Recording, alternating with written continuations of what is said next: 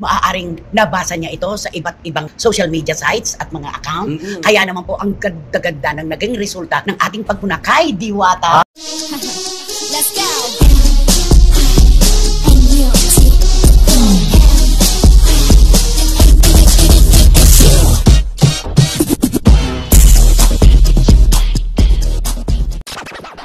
Yung mga pagpansin ninyo, lalo na yung mga bashers, mga papuri, pagpansin, kapag yan po ay nababasa ng mga personalidad, nagkakaroon po ng positibong resulta. Katulad ni Diwata. At hindi lamang po kami ang nagsalita, maaaring nabasa niya ito sa iba't ibang social media sites at mga account. Kaya naman po ang ganda-ganda ng naging resulta ng ating pagpuna kay Diwata. Ay, diba? Minsan kasi, pag ang comment kasi, sa una, masakit talaga.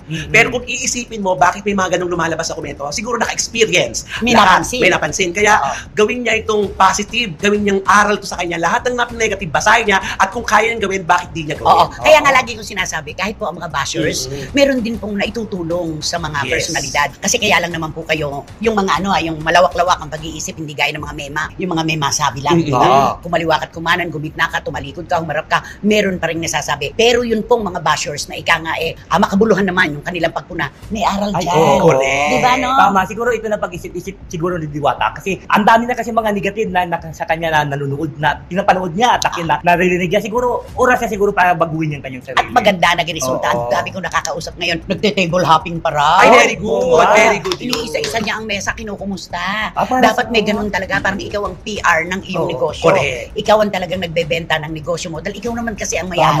Tama. Diba? At ikaw talaga ang pinuntahan doon. Oo naman. May naalala lang ako, nagkaroon din ng ganyan noon na talagang pila-pila tayo bago tayo makakain. Diba? Bago po kami makakain, hihintayin muna namin na makatayo yung mga nasa loob. Ay, parang sabungan. Ay, basta sabungan yung inuman ng kape, hinihintay na bitiwan para mainuman. Ganun din doon sa kainan na yun. Kainan na yun. Alam mo, biglang humina. Ay, bakit?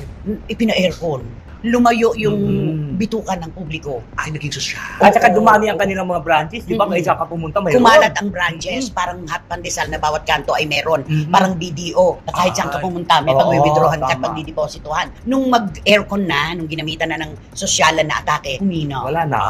Lumayo Kaya sila. dapat huwag kang aalis dun sa kung anong minahal sa'yo ng publiko. Tulad ng ginawa ni Diwata, di ba? Lalo na ngayon, walang utao. Yung sinasabi mo na negosyo noon, walang utao at wala na kumakain. Sayang. Tinignan ko ngayon, sabi ko parang hindi naman kamahalan yung mga presyo. Masarap naman. Masarap naman to. Bakit parang ayaw na ng mga tao? Na-alienate, parang ganon. Parang napalayo, di ba? Yung bituka, ika ko nga.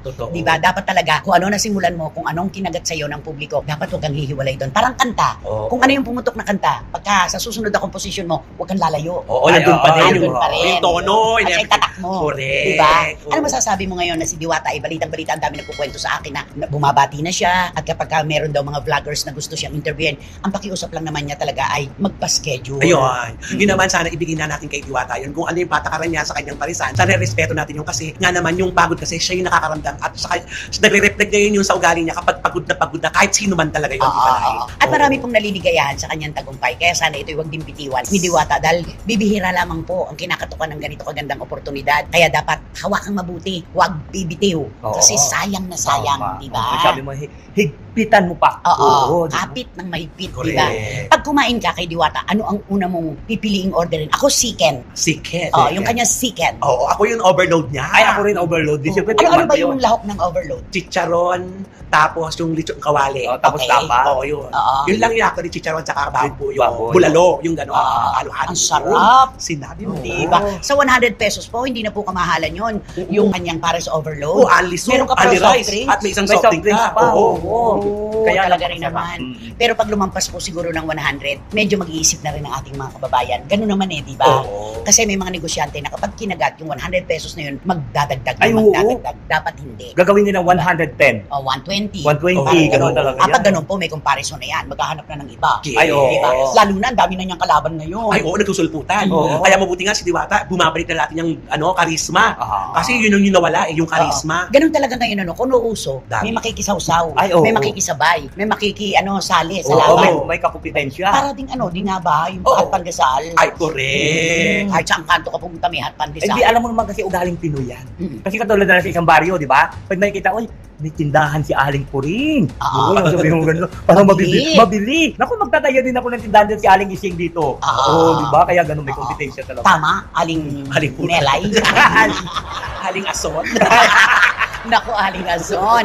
At kaya naman po, maraming maligaya ngayon dahil ito po yung paalala natin kaya Diwata na binigyan po niya ng pagpapahalaga. Maraming salamat para sa iyo itong aming ipinapaalala. Maging yung mga bashers, huwag kang magalit sa kanila. Dito tayo makapupulot ng mga dapat nating baguhin at i-improve pa para sa ating negosyo. Perfect. Tama. Yan. At saka pati daw ang katawan ni Diwata ngayon, maayos Malinis na. Postura na siya. Oo. Pero huwag lang sobra ha. Lalong lalayo naman Oo, ang tama. isip at puso Oo. ng publiko. Hindi po tayo perfecto. Wala namang perfecto sa atin. Kapag may napapansin po sa atin ng ating kapwa, maaaring totoo yun dahil sila yung nasa labas ng kwadro, tayo yung nasa loob. Tama. Diba? Correct. Kaya nakakatuwa. Yung mga kwento po na positibo tungkol kay Diwata, abay, masayang-masaya kami. Mm-mm. Diba? At syempre, hindi lang ito kay Diwata, nag-a-apply ito sa lahat. Mm-mm. Di ba? Oo. Lahat ng mga comment na pangit, basahin nyo lang po. Pag kayang baguhin.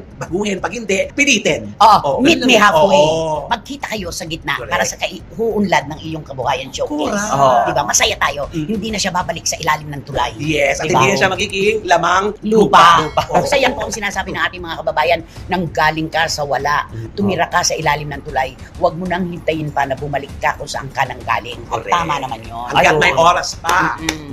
Ito po, mga kachika, mga kababayan po natin, alam naman po natin na nagaganap sa mundo ng politika ngayon. Meron pong napakapamosong linya ngayon na talaga namang pinagpipistahan, pinag-uusapan sa kanya, nakatutok talaga ang publiko ngayon. Correct. Ano man pong issue tungkol kanino man, kahit yung tungkol sa akin, Ay, oo. starlet lang po ako kumpara sa napakapamosong linyang, I'm sorry, Your Honor, Ay. wala na po akong matandaan. Oh. Hindi ko po maalala, Your Honor. Mm. Di ba? Laki po akong farm. Di ba? Ano sinasabi niya? Paano nga yun? Lucky pa one time.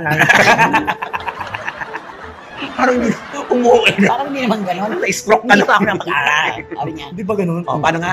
Nasay po ako. Hindi kasi napanood ko sa TikTok. Para yung ano, parang doon sila huminto sa Hindi po namin pinagtatawanan. Kami nga po ay nanonood din naman, tumututok din kami, pero talagang pinauso niya yung, I'm sorry po, Your Honor, hindi ko na po maalala. Oo. At gagamitin po natin itong litanyang ito sa mga artista na bibigyan po namin ng opinion. Di ba? Chillax lang po tayo. Playtime tayo, di ba? Pero ito din po yung mga pamosong linya na hinihintay nyo. Okay, mauuna ako ha. Ay, oo. Kay Zian to Kim Jun. Uy. Your Honor, hindi ko na po masyadong maalala. Pero ang alam ko po, nung ipagluto po niya ako ng steak, hindi po ako masyadong nasarapan. Kaya nauwi ito sa hiwalayan. Parang ganon, di ba? Okay, Ay. yun sa'yo, ano Ay, ito naman? hindi naman papakabog syempre ito. Si Ay, Daniel para kay Kat. Kay Ito, Catherine. kay Catherine. Ito Oo. nasasabihin niya, I'm sorry, Your Honor, hindi ko na po maalala yung kung ilang babae ang naling sa akin at kung anik-anik pa. At ang malaman po At ang malaman po Your ni Honor. Catherine Your Honor, hindi ko na po maalala Oo. kung totoo po yung sinasabi nila. Ayan, Ay, hindi ko na po maalala, Your Honor. I'm sorry po, pero talagang mulagpos na hindi ko na mahabol. So, Ikaw naman. Ay, ito yung kay Mabi at saka kay Kylie Alcantara. Ano naman? Your Honor! Hindi naman ganyan sila magsalita. Mababa. Hindi kasi, I'm sorry, Your Honor. Kasi di ba si Alden? Your Honor! Si Alden. Alden. Cebu! Cebu! Taguig! Okay. I'm mababa lang. Mababa. Ay, I'm sorry, Your Honor. Hindi ko na po maalala. At tatanungin ko muna ang aking pamilya kung payag ba sila na tayo munang dalawa, Your Honor. Parang layo. Parang hindi niya nakuha. kung hindi ko gusto ng pamilya nila. Oo. Kung hindi ako gusto ng Kung pamilya hindi, kung hindi ako gusto ng pamilya nila, Your Honor. Kanon. Eto naman. Kay Barbie to Sarah Labati. Ay. At sa mga bashers, I'm sorry, Your Honor. Hindi ko po talaga maalala. Hindi po ako nanggagaya. Mula po nung maging Barbie Imperial ako, ito na po ang aking itsura. Ang ayos ko, ang pananamit ko, ang gupit ng aking buhok po. Your Honor, I'm sorry, pero hindi po ako talaga nanggagaya. Ito na po yun. Ito na po talaga ako. Ayun. Oh, Grabe. di ba? Ito, ang Diamond Star sa kanyang sarili. Your Honor, hindi ko na po maalala kung bakit po ako nandito. Kung bakit po ako nandito at wala po akong alam dyan. Pero matapang po ako, Your Oo, Honor. pumunta po ako dito, respeto ko po Oo. sa nagpatawag sa akin dito sa Oo. Senado, Your Honor. Hinarap ko po, Your Honor, Mm. yung problema. Hindi po ako tumakas. Correct. Hindi po ako tumalikod. Kasi alam ko po, kapag tinakbuhan mo ang problema, Your Honor, mas mabilis pa siyang humabol. Correct, Ay, Your oo. Honor. Saka Your Honor, mataas ang kilay ko niyang Your Honor. Kaya naman.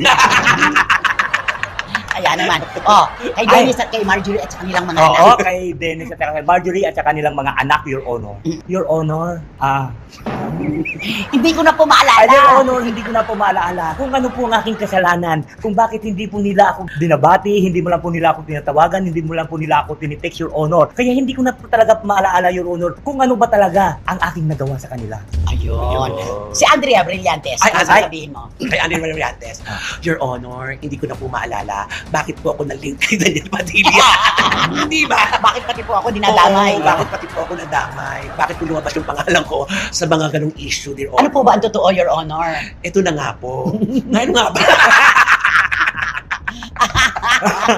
Ang dami-dami talaga na pwede nating lapatan nung I'm sorry po, Your At yun na nga mga kachika, kung nagustuhan mo ang hot topic natin for today's video, ay ano pang inaantay mo? Mag-like ka na at i-share mo na din para mas marami pang magkakaalam sa hot topic na ito. Maraming salamat! Let's go.